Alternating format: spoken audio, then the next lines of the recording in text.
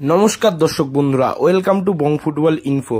তো বন্ধুরা, এই ভিডিওতে আমরা কথা বলবো জোসে মলিনা মোহনবাগানে কেমন কোচিং করতে পারে সেই বিষয় নিয়ে।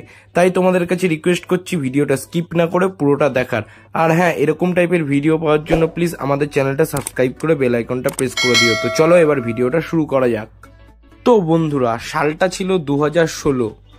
দেবজিৎ ট্রাইবেকারে অসাধারণ পেনাল্টি সেভ করে এটিকে চ্যাম্পিয়ন করেছিল এবং এই সেভের মাধ্যমেই কিন্তু দেবজিৎ সেভজিৎ নামে পরিচিত হয়েছিল।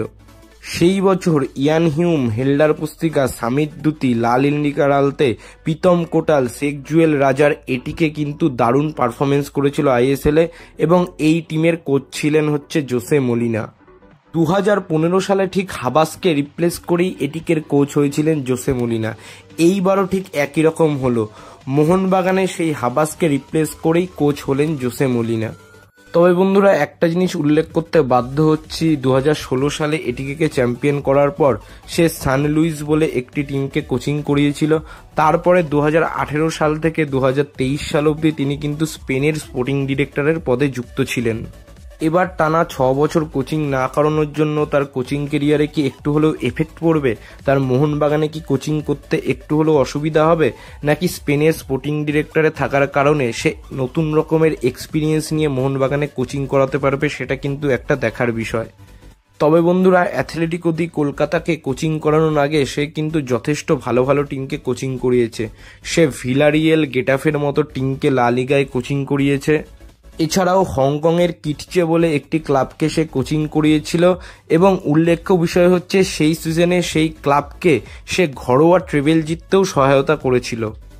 আরেকটা বিষয় উল্লেখ্য যে 2015 সালে তার কোচিংয়েই কিটচে ভার্সেস ইস্টবেঙ্গলের কিন্তু খেলা হয়েছিল এএফসি কাপে এবং ইস্টবেঙ্গলের সাথে কিটচের দুটো লিগেই ড্র হয়, একটা 1-1 গোলে ড্র হয়, আরেকটা 2-2 গোলে ড্র হয়। সুতরাং সে হংকংয়েও যেমন চ্যাম্পিয়ন হয়েছে, সে ইন্ডিয়াতে এসেও চ্যাম্পিয়ন হয়েছে। এবার যদি আমরা তার ফরমেশনের কথায় আসি, সে ইন্ডিয়াতে লাস্ট এটিকে 4-4-2 ফরমেশনে খেলিয়ে গেছে। এই সিজনে সে চাইলে মোহনবাগানকেও 4-4-2 ফরমেশনে খেলাতে পারে। এছাড়াও সে অন্যরকম ফরমেশনেও ট্রাই করতে পারে। তবে হাবাস যেরকম ডাইরেক্ট ফুটবলে বিশ্বাসী ছিল, এই মলিনা কিন্তু সেরকম ডাইরেক্ট ফুটবলে বিশ্বাসী নয়। এই মলিনার মধ্যে খানিকটা স্প্যানিশ স্টাইলের খেলা কিন্তু উপভোগ করার মতো রয়েছে। তো দেখা যাক সেকেন্ড টাইম আবার ভারতে কোচিং করতে এসে মোহনবাগানে সে হাবাসের লেগেসিটা বজায় রাখতে পারে কিনা।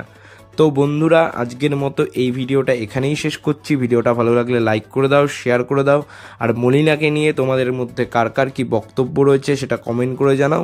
আর সবশেষে একটা কথাই বলবো, দেশ ও বিদেশের ফুটবলের নানারকম আপডেট ও অ্যানালাইসিস পাওয়ার জন্য আমাদের চ্যানেলটা সাবস্ক্রাইব করে বেল আইকনটা প্রেস করে দাও। তো আজকের মতো টাটা, বাই।